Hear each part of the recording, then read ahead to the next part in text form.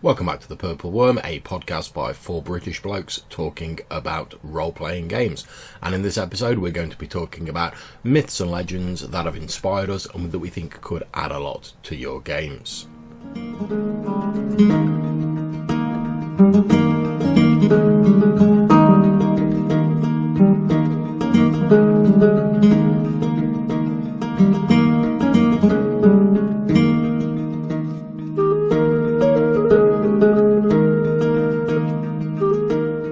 So this all came about, didn't it? Because we were talking about books, weren't we? We were talking about them folklore books and one thing and another. And then we were bouncing ideas about, we were jumping on Amazon and it was who picked up what book. And... Yeah, and we were sort of chatting a bit about, which books we've got. I mean, I've got a few here. I mean, I've got The Lore of the Land, which is, I know, one we talked about. I've got the Reader's Digest Folklore, Myths and Legends of Great Britain. And I've also got one called London Lore, which is about all the sort of legends and the sort of urban myths that have grown up in the capital. That's a book by Steve Roud.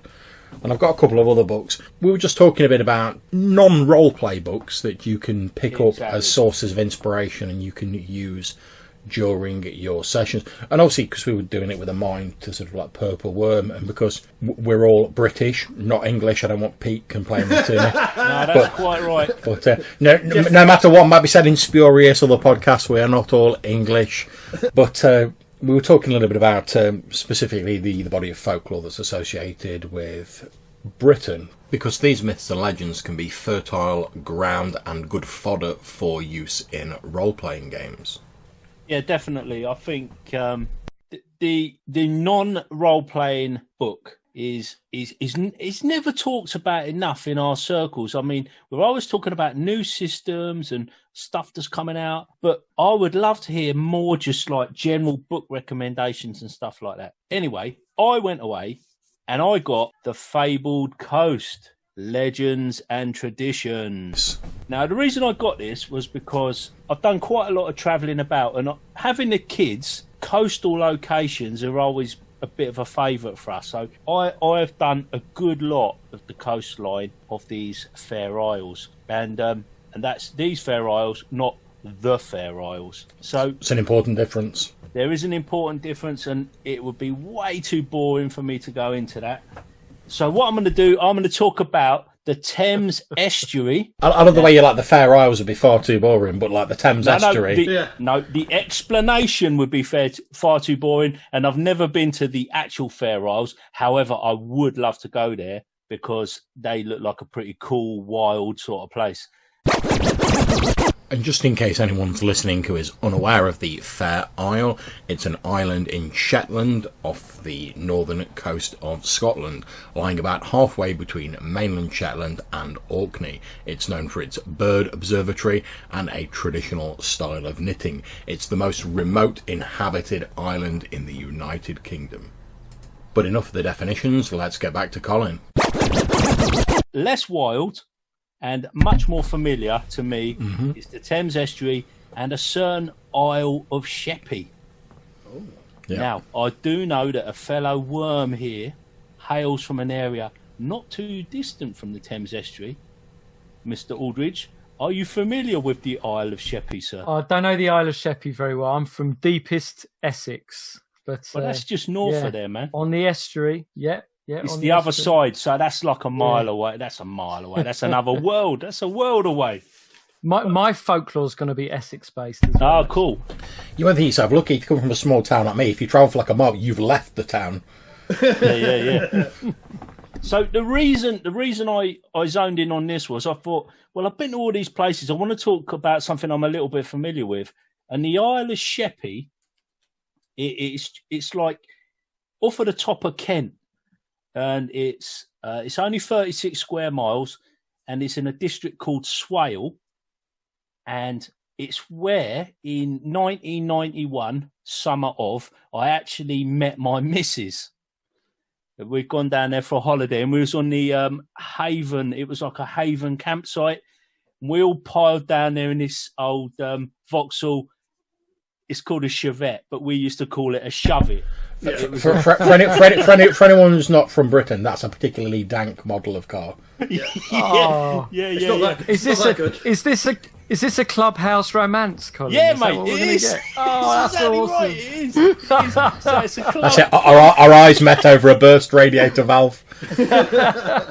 Yeah, virtually. But that's a tale for another day. However, we don't want to know what happened on the back seat. Thank you very much. No. This car was full of me and my mates. One of us had just got a driving license. We'd gone down there and we'd got on at Luton on the M1 and we was headed that way. And before we'd gone one single junction, the starter motor had packed up. So every time we had to refuel or stop the car, every time we all had to open the doors and bump start the car. Every single time. So we go into a petrol station, fill up, open all the doors, bump start ourselves out of the petrol station because there was absolutely no starter motor. Nice. So we go down there and I saw the Isle of Sheppey appeared in this book. And I thought, oh, yeah, I've got to talk about that.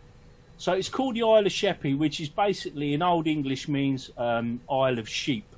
And it's a fairly kind of low-lying, marshy kind of place. But there's a high point near, I think it's sort of like near the middle, but off to one side, a place called Minster, and it's about 250 foot above sea level. So there's a sort of significant high point, and there's been human habitation there from like Neolithic times through Roman and medieval and all of that. And quite famously in 835 it was the first site of a significant Viking invasion, and they attacked it, and it basically was a really sort of soft target for the Vikings. It had like these coastal monasteries and stuff like that, and the Danes raided it time and time again. And in fact, in 855, they actually set up like a winter camp and parked up there over the winter, and they were like raiding into Wessex as was. And that was the ancient history. But the story I wanted to talk about was actually, it's called The Tale of Grey Dolphin. And the reason I quite like it is because it's pretty weird. It's pretty weird. And I thought, there's maybe some potential RPG goodness there. So you got this knight. His name is Sir Robert de Shurland. And basically, there's a couple of versions of it, but he had a fallout with this clergyman. And the long and the short of it was he ended up burying him alive. This didn't go down very well. He was chucked out. No, he was chucked out of Edward I's court and shoved to one side. He was stewing on this, and he thought, no, I need to try and beg forgiveness. So he got his horse, who was indeed Grey Dolphin, and the king was out in the estuary, 2 miles out, anchored on his boat. He was, I believe, he was like recruiting for the navy to do with some French wars that were going on, because they were kind of more or less always going on. And he was on his horse, and the horse swam him out 2 miles out to the king's ship, and he had an audience with the king. He begged forgiveness. He was granted his forgiveness, and he came back. When he got back to the land, everybody was like, how did you manage that? Like, this is sorcery, blah-de-blah. So he decides there's nothing for it. Sorcery, I better cut my horse's head off, as you do. He just like, wallop.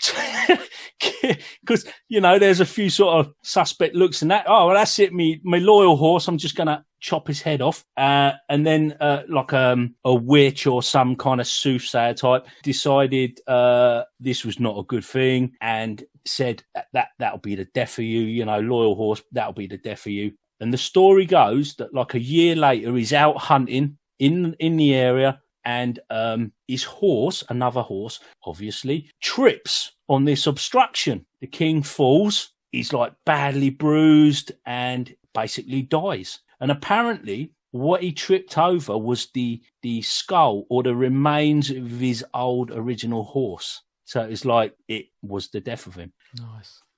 There is another version that says the whole reason why he fell out with this member of the clergy was there was a funeral for a seaman and no prayers were being said. And he, being a knight and whatnot, and perhaps this was a loyal fellow, he got upset and he kicked the priest into the open grave and had him buried in there. That's how he got buried alive. So it seems like, perhaps he had a fair grievance with this priest. This is one of his loyal subjects and there was not the due respect.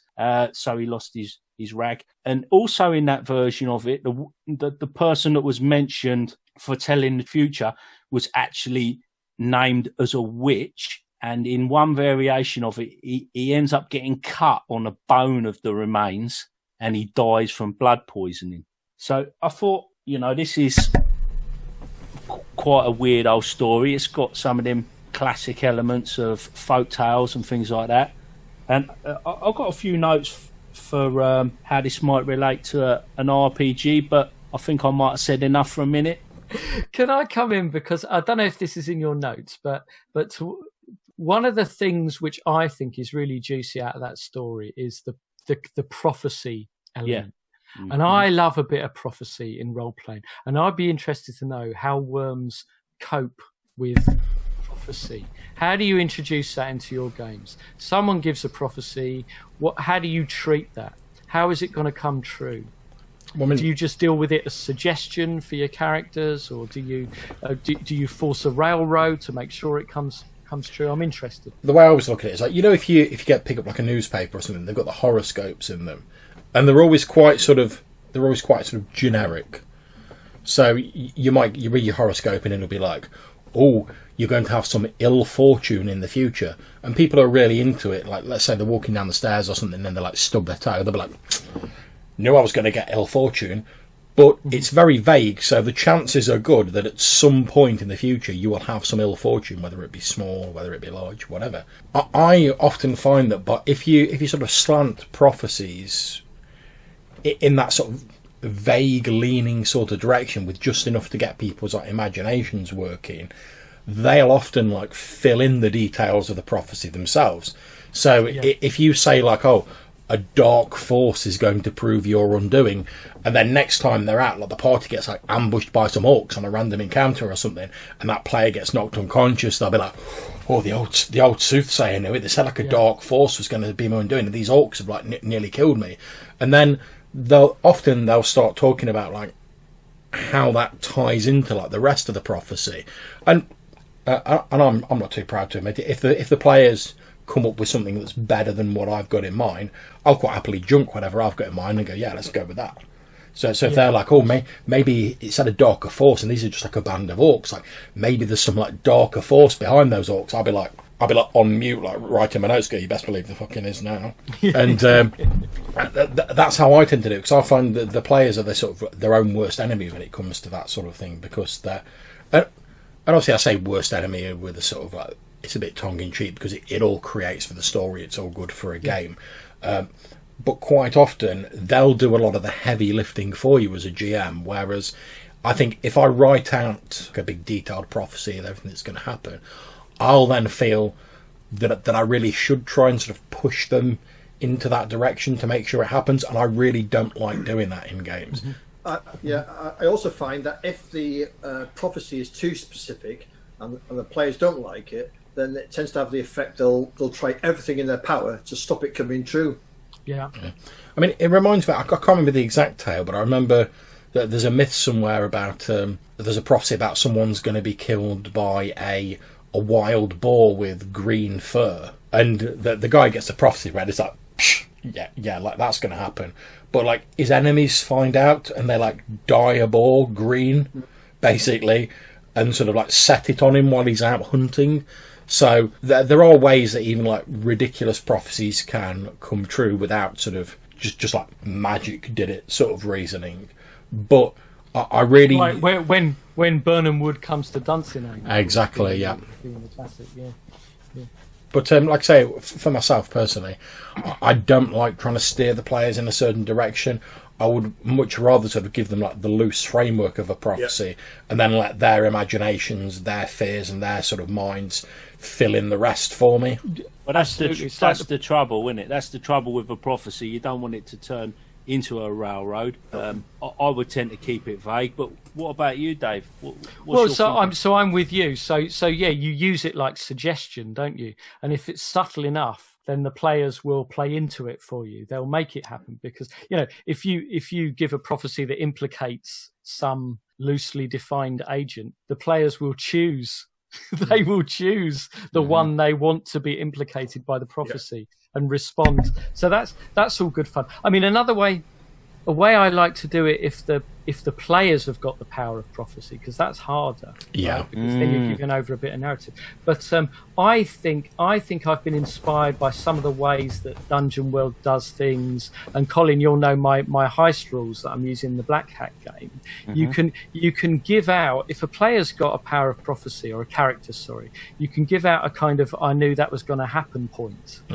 Yeah, so they make the roll, they store up the points, and then they can use them at any time in the game to respond as if they had foretold this moment. So they've got the points in the bank. Yeah, it's like now they Blades can in the spend the Dark. points, and they can say, "Yeah, exactly. Blades in the Dark does it." Now I'm gonna draw on this resource which I had prepared precisely because I foresaw this event. Yeah, it's Blades in the Dark. The flashback. I like it. Yeah. Yeah, I mean, I think one of the other useful mechanic, again referencing Dungeon World, that I've seen used, and I've seen this used in Dungeon World and sort of Fate style games, is there's a lot of sort of moves in Dungeon World, particularly for like bards and stuff like that, where it allows you to like know like legends and tales about a particular place, and you're encouraged in Dungeon World by the GM advice, so that let's say, Colin, you're like playing a bard, and you've met this band of orcs that we've been using in our sort of hypothetical example, and you're like, oh, have I heard any legends or like rumours about orcs? And you make the roll and you pass it. Dungeon World encourages me to say to you, what legends have you heard about these orcs? You make something up, and then I just go, right, and I just fold that back in. So you might go like, oh, I've heard that all orcs were once elves who used evil magic and it turned them into orcs. And I'll go, right, that wasn't part of the setting before, but I'll now take that and it will be going forward. And you can do very much the same sort of thing with people who've got prophecy powers, because if you say to them like, right, make me a prophecy, and you give them like maybe a few sort of like light limitations, you say make me a prophecy, and they say, oh well, a great and powerful arcane evil is going to arise in the island to the east and sweep across the land, you can then go, well, there's a villain for the future of my campaign. And because it's quite vague, you've still got a lot of sort of flexibility as a GM to go like, all right, it's an arcane force, so is it like a lich? Is it like a wizard? Is it like a clerical order, maybe a cult, something like that? And they're just like the obvious examples I can think of off the top of my head. You've got a lot of room you can do with that, but when you bring it in, the players will see the similarities and go, oh yeah, that's that prophecy I made early on, and they feel good because they're like, oh, I actually came up with that, and I'm now invested in that bit of the settings. I want to find out what's going on with it. So I first encountered that kind of rule in Spirit of the Century for Fate, where your knowledge skills let you just lay down lore about the setting. So if you're an anthropologist and you turn up in the jungle and you make your roll, you can declare what the natives are like. You can bung an aspect onto the situation. That was quite mind-blowing for me. I think that's the first time I encountered that kind of player control over the setting. I thought it was fantastic. I like the whole idea of the flashback though, and you go, because something real serious happens in the action, for whatever reason you decide a player has had a prophecy, and then you can just flick back to a flashback and go, what was the prophecy? Right. You've got an advantage in this situation now because of a prophecy. Let's go back and let's have a little scene of that prophecy. I quite like stuff like that. Yeah, I mean, the similar sort of mechanics in a number of different games. I mean, the most recent I've encountered has been in Burning Wheel, where there's a series of like knowledge skill called wises, so you might have like forest wise, mountain wise, dwarf wise, and it basically means you know about that subject. But the skill has like a sort of twin uses, because you can make a roll and you can say to the GM, tell me what's going on with the Ironhold clan of dwarves or whatever. But also, if you get a successful enough roll, you can give the GM facts about that subject that then become part of the game background. So I could make a forest-wise roll, and I could be like, let's say some of the party members are injured, and I could be like, oh, well, yeah, I remember there's a healing herb that grows in this forest, and the GM might be like, oh, well, tell me a bit more about it. You say, oh, yeah, well, it looks like this. It's got this distinct sort of magenta colouring with these certain leaves, and it does this, and it's called this. And the GM can then just go, right, and take that, and you've just embellished and sort of enriched the setting. Yeah, it's nice. And it also takes a bit of load off the GM then, doesn't it? Yeah. That's how I mean. Well, except not everybody experiences it that way, do they? No. I think for some people that is giving. I mean, when I first encountered it in Spirit of the Century, I'm a bit more used to it now. I did actually find it quite challenging. I was like, I'm not sure if I want to do that. I'm not sure if I want to give my, I've changed my tune now. But at the time, I'm not sure if I want to give my players the power to just bung a whole chunk of lore into my setting that I haven't prepared for. And I know for a lot of people that makes them quite nervous. Yeah, I mean, I was exactly the same when I very first started GMing, because I had a very set view at the time. I was like, right, this is what the GM does, this is what the player does, and they don't cross over. Yeah, I think that's a super interesting topic, and listeners, you should have your bingo cards ready. Mark it off. Put a pin in it, because I think that is a great topic. Yeah, man. we should do that. That player, what do you call it? The agency. Or narrative control kind of. Yeah, because it's not. I mean, it's not. Yeah, I suppose it's player agency, but it's not. It's not just that. It's not about what your character can do. It's about your ability to shape the world. And if you're a GM that hasn't tried it, then you can start really simple, can't you? You can just, next time you go to a tavern, you say to your players, what's the name of the tavern? What do you know about it? Yeah. That's how I started. That's how I started. And nowadays I do it without a mechanic. A player asks me a question, and I just say, you tell me. So that's it for this episode of The Purple Worm. We hope we've given you some interesting ideas on at least a couple of myths and legends, and how you could potentially use prophecies and portents in your role-playing games. So, until we see you next time, from Pete, Colin, Dave and myself, take care and watch out for those purple worms. We'll catch you soon.